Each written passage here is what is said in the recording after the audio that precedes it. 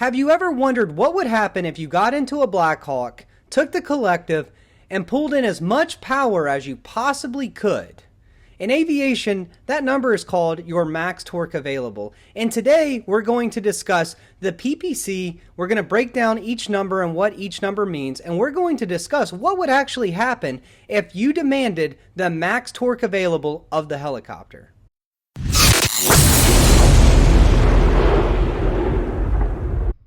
Okay, as you can see to the right of the screen, I have already prepared our performance planning card. Now, today we've used the PPA app in order to plan this performance planning card. Fortunately, in the modern age, we have an Army-approved software that helps us do PPC calculations. All you need is your aircraft basic weight, you need your ATF on your engines and your ETF on your engines from your green book, and then you need the current weather conditions.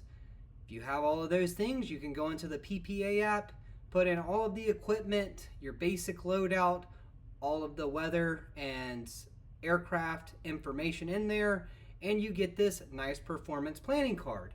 Now, if you don't have the PPA app for whatever reason that is, you will have to go into Chapter 7 of the Dash 10 and you'll have to compute these numbers by hand. If you've been through Army Flight School, you've done this before because it's required in both Common Core and your aircraft qualification course. But fortunately, we have the PPA software to help us do this. Alright, so I already got our PPC calculated. I have our weight information. I've gone into my green book. I've looked at my weight and balance sheet. I've looked at my engine sheet. I've determined my aircraft gross weight. And my ATF is a 1.0 with an ETS on each engine of a 1.0. Now, be aware. This ATF has to at least be a 0.90. It cannot be less than. The ETFs are allowed to be a 0.85 as long as they average a 0.90. The ATF is really what matters, but the ETF cannot be below a 0.85. In this case, we have 1.0s across the board. Now, my weather information, we have the pressure altitude of 1,100 feet, max and current, with 13 degrees Celsius of max and current too. We'll just say that we're flying in the hottest period of this day. All right, so max torque available.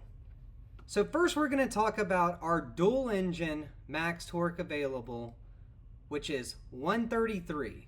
The max torque available is a torque value that represents the 10-minute TGT limit for dual engine. So this 846 to 879, that represents this 133. Let's go to single engine. In this case, it's 135 across the board for single engine. That represents the 2.5 minute transient TGT. So that 879 to 903, this 135 is a torque value to represent the 2.5 minute transient for single. Now, if you ever forget this, you can reference your PPC card. If you see my mouse, so we have dual engine operating limit, max 10-minute limit across the board. And then for single engine, contingency 2.5 minute limit. Just if you ever forget. And that's what that torque value represents. It gives you that TGT limit in a torque value. Okay, so now that we've discussed what max torque available means, let's go back to the very beginning of this video where I posed the question, what would happen if you got into the Black Hawk, pulled in as much collective as you possibly could, you got up to this 133 and you just kept demanding more and more power, what would happen? And the answer to that question comes down to three things. Do you have a DEC on the engine? Do you have an EDEC-U on the engine? Or are you TGT, NG, or fuel flow limited? All of those three things have different answers to them. All right, so let's talk about our scenario with DECs. So we're in a Black Hawk, we have DECs on both engines. We take the collective and we pull in as much as we possibly can. We get to that 133 and we continue to pull power. And the first thing we're going to start to notice is the rotor starting to droop. We're going to go from 100 to 99 to 98 to 97. Obviously a very bad scenario. The only way the engine is going to give us more power is if we take the engine to lockout. And that's assuming if we're in a TGT limiting environment. That way we can get more power to the engine. The only other way the DECs allow more power is if the opposite engine is producing less than 50% torque than the other engine. But in this case, that's not going to happen. So the only way to save ourselves is to take the engine to lockout. And if you're NG or fuel flow limited, that's not going to help you. All right, let's talk about our scenario with our EDECUs. We jump in the Black Hawk, we have two EDECUs, and we get in and we start ripping up that collective. And we get up to 133 and we just keep demanding more and more power. Just like before, that rotor starts to droop. But this time we have EDECUs on board. So with the EDECU, 4 conditions need to be met in order to push past that contingency power. So if you have, and I have it pulled up just so you guys can reference it. So NP droops below 96%, greater than 3% droop between reference NP and actual NP, and greater than 5% per second NP droop rate exist, NP less than or equal to NP reference speed. So when that rotor starts to droop and we get to 99, 98, 97, 96, 96, NP droop below 96. So NP is what drives that rotor, right? So as soon as it gets down to that 96, boom, EDECU is going to recognize that and give us that contingency power. So we'll be able to push past that 10-minute TGT limit, which is that 133 torque value.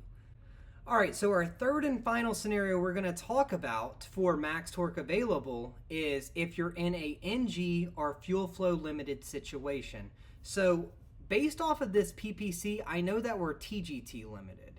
And the reason I know that is because the numbers are different between dual engine and single engine. So we got 133 and 135. But if these were the same across the board, let's just say they were 133 all the way across the board, even in the single engine, I would know I am either NG or fuel flow limited. The reason why that is important is because if we were to get in our Black Hawk and we were to pull max torque available and we were either NG or fuel flow limited, and that rotor started to droop and it went from 100 to 99 to 98 to 97, and I'm like, holy crap, let's go to lockout, doesn't matter. It's not going to give me more power. And the rotor's going to continue to droop, because lockout only helps you if you are TGT limited. All right, so let's take a look at the max allowable gross weight OGE and IGE. Both of these numbers right here, 22,000 pounds left and right, represent what you can lift at IGE hover and OGE hover. Now in this section, it's important to understand structural limitation versus environmental limitation. If you have 22,000 pounds, that means you are structurally limited, meaning the aircraft cannot structurally lift more than 22,000 pounds, and you get that number from chapter 5 of the Dash 10. Now, if it's anything less than 22,000 pounds, that means you are environmentally limited, meaning the structure can hold up to 22,000 pounds, but because it says it's less than 22,000 pounds, your engines cannot pull any more power to lift that weight. to where at 22,000 pounds, it tops out structurally. So the engines might be able to lift more than 22,000 pounds, but the structure cannot sustain any more weight. To give you an example, let's think about a bodybuilder who's doing deadlifts and say he's structurally limited. So imagine a bodybuilder in very tight pants, and he goes to pick up 500 pounds, and those pants are getting really tight, and he's able to lift up that 500 pounds. Well, he decides to not go anymore because he thinks like, holy shit, I'm going to rip my pants if I decide to lift any more weight. Let's take that same example and imagine this bodybuilder. He's got looser pants on and he's lifting outside, and it's really, really, really hot on this day. And he knows in the past he's lifted 500 pounds on deadlift before. But because it's so hot, he goes to pick up 450 pounds and he almost passes out. He's like, holy shit, I got to put that down, and that's all I'm lifting today. He's environmentally limited due to it being so hot outside. To where in the 500 pound scenario, he could lift more than 500 pounds, but if he pushes any more, he might rip a hole in his pants. All right, let's talk about go or no-go torque. In this case, we have 93% for OGE and 93% for IGE. This 93% torque value in this case represents the 22,000 pounds of max allowable gross weight for this PPC, which is our structural limitation. So if you exceed 93%, you are beyond your structural limitation for the aircraft. Now let's go to the max hover height, and notice for this PPC it says OGE. What that PPC is telling us is we have power to hover OGE with these parameters giving here on this PPC card. Now, if you were in a high density altitude environment, say, I don't know, 8,000 feet, and you were way heavier, this might give you, we'll say 20 feet. It could give you 25 feet, who knows? But if it had anything other than OGE, that means you only had the power to hover up to that height, which would be obviously below OGE in this block right here. The next section is your predicted hover torque. Now remember, I said torque values can be associated with weights. So for our predicted hover torque of 70%, this will confirm our 17,514 pounds with the pressure altitude of 1,113 degrees Celsius outside. Obviously, that will change based on your environmental and your weight condition. Okay, let's talk about the minimum single engine airspeed in the departure section. So we have 17 knots. What that's telling us is if we were to lose an engine and operate single engine, we would have to be above 17 knots in order to not droop the rotor. We know from studying aerodynamics, the transverse flow effect, and ETL that our rotor disc and our helicopter performs much better in undisturbed air. As we start increasing airspeed and flowing air over that rotor disc, it operates more efficiently. So if you lose an engine, you have to be above 17 knots to take advantage of those aerodynamics to not droop the rotor. All right, now we get down to our cruise section. So we have a pressure altitude of 2,500 feet with 11 degrees Celsius. Now, our max angle is 57 degrees. The big takeaway from there is that is different than the -10 limitation for max angle of bank. And the main takeaway from there is due to the weight and the environmental conditions that we've set in this PPC, it does take 3 degrees away from us. Not a big deal. Something to notice though, if you're going to go out and do CMF, you might want to take a look at that max angle of bank, CMF or terrain flight. And then same thing with the V&E or velocity not to exceed. Notice it's 193 in the -10, but right here it's 192. The only thing I can tell you is due to weight and the environment based on this PPC, it decreases it. Really, you're not really gonna go past 192 indicated, but it is worth noting. Same with the max angle of bank.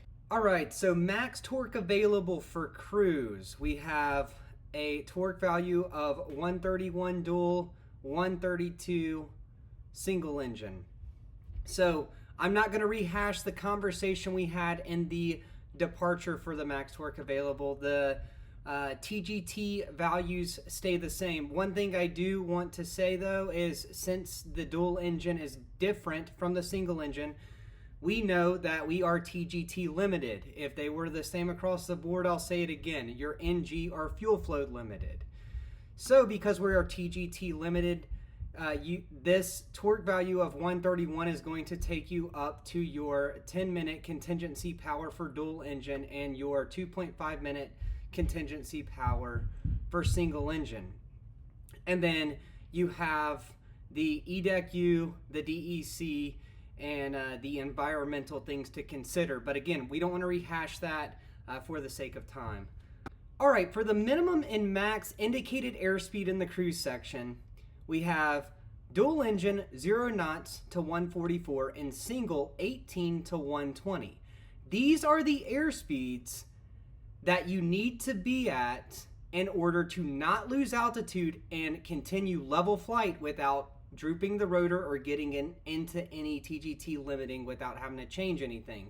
So for dual engine, I don't have to move. I could be at 0 knots. We have plenty of power, but I can't exceed 144 or I get into that 10-minute contingency power limiting situation. Or if I'm NG or fuel flow limiting, we're going to get into rotor droop. With single engine, I have to be above 18 knots, but I can't exceed 120. So if we're flying at 2,500 feet with the temperature being 11 degrees, what this PPC is telling me, if I lose an engine, I have to be above 18 knots in order to not droop the rotor or happen to tap into that contingency power. And if I exceed 120, same situation. All right, cruise speed section, indicated versus true. So notice here we have 120 because that's what I set in the PPC of what I want to cruise at. We have the true airspeed on the right, which is 123. So with the pressure altitude of 2,500 feet and 11 degrees Celsius, our true airspeed will be 123. And then we have a single engine airspeed at 80 knots, but the true airspeed would be 86. So what I like to use this section for is if I'm, whenever I do my 1801, whatever I'm cruising at, boom, the PPC already does it. 123 or whatever you want to cruise, there's your true airspeed that you can put on your 1801 right there. All right, so let's jump down to our cruise torque and our continuous torque available. So for our cruise torque at 120 knots, the PPC is telling us we need to pull 66%. If we want to cruise at 2,500 feet, 11 degrees outside, you got to be at 66%. Now, in my experience, sometimes that's accurate, sometimes it's not. You know, weather's constantly changing, so that may be off by a couple of torque percentages, but it gives you a ballpark of what you should be at. Now, what's this 114?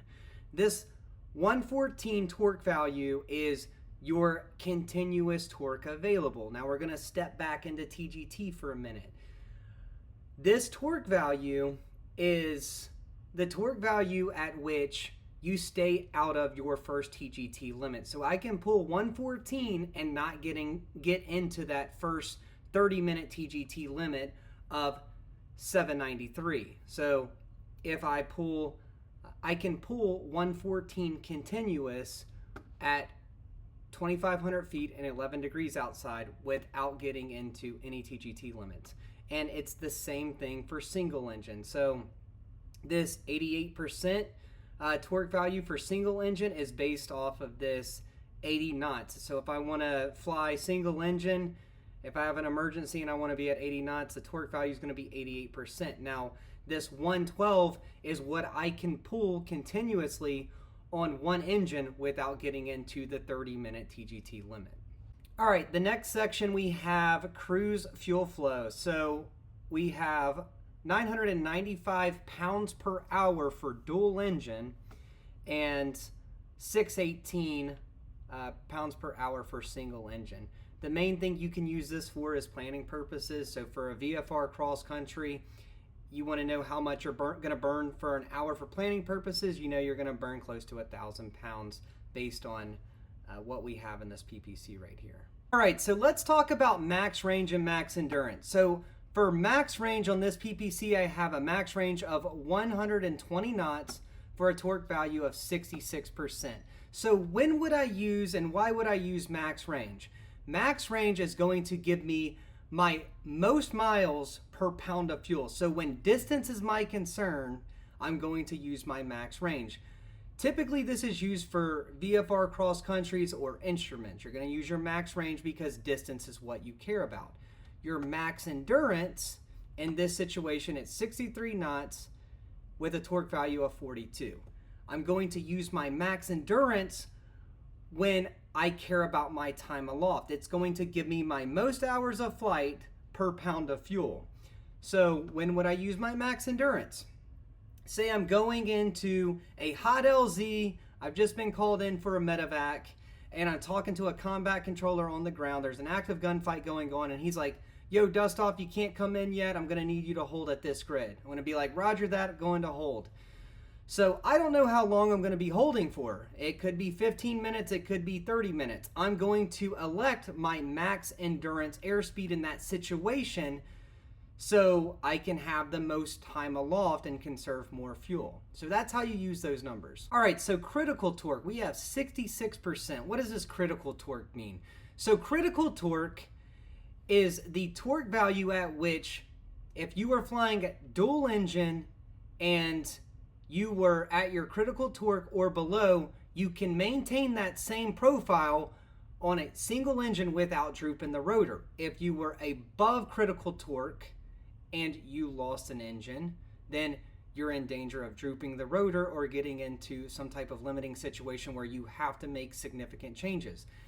The main thing I use critical torque for is if I know I'm going out to fly some terrain flight, do CMF, anything like that, I pay attention to critical torque because with you being at those low altitudes doing a lot of those maneuvers, it doesn't allow a lot of reaction time. So you want to make sure that you're cognizant of your torque value and being below your critical torque in those situations. All right, the last thing we're going to talk about here is max rate of climb airspeed. In this case, it's 73 knots. What is max rate of climb? Max rate of climb airspeed is the airspeed at which, when max torque available is applied, you're going to have the fastest and most efficient climb at that airspeed. So to give you a situation, say your hover power is your max torque available and you know you need to do a level acceleration takeoff. So you nose down the aircraft, you go through ETL, and that speed starts to build all the way up to 73 knots. You go aft cyclic and you climb out at 73 knots in that situation because you know that that is your max rate of climb airspeed and your max torque available is applied. Now, another thing you're going to hear as you go through flight school is your max rate of climb airspeed is the same airspeed as your max endurance. But I know you're looking at my PPC right now and you're like, wait a minute, your max endurance is 63 knots and your max rate of climb is 73. How is that the same airspeed? Well, the PPC corrects for angular error. So it used to confuse me all the time when IPs used to say this. So when you're at level cruise flight, your max endurance is 63 knots because air is hitting your pitot tubes directly. When you're using this max rate of climb airspeed, you're in a climb. So you have air coming down from an angle and hitting your pitot tubes. So the PPC corrects for that error, and that's why they are different airspeeds, but at the same time, they're the same. And they're the same because those airspeeds are the airspeeds at which drag is the least on the aircraft. Wow, that was a whirlwind of information. I think I need to go have myself a hard seltzer after that. Look, I hope I made these numbers make sense to you guys. PPCs can really save your life. It's not a joking matter. An accurate PPC will tell you all about the aircraft and how it's going to behave in the environmental situation that you're in. Now, I did my best. PPCs can be kind of complex, so if you like what I said, or you have any questions about anything I said, please leave them down in the comments. I love reading the comments and I enjoy the commentary. If you found this video of any value and you liked it, please give the video a like, and please subscribe if you're not subscribed. And if you are subscribed, thank you very much. Thank you for all the support, and I really appreciate it, and see you next time.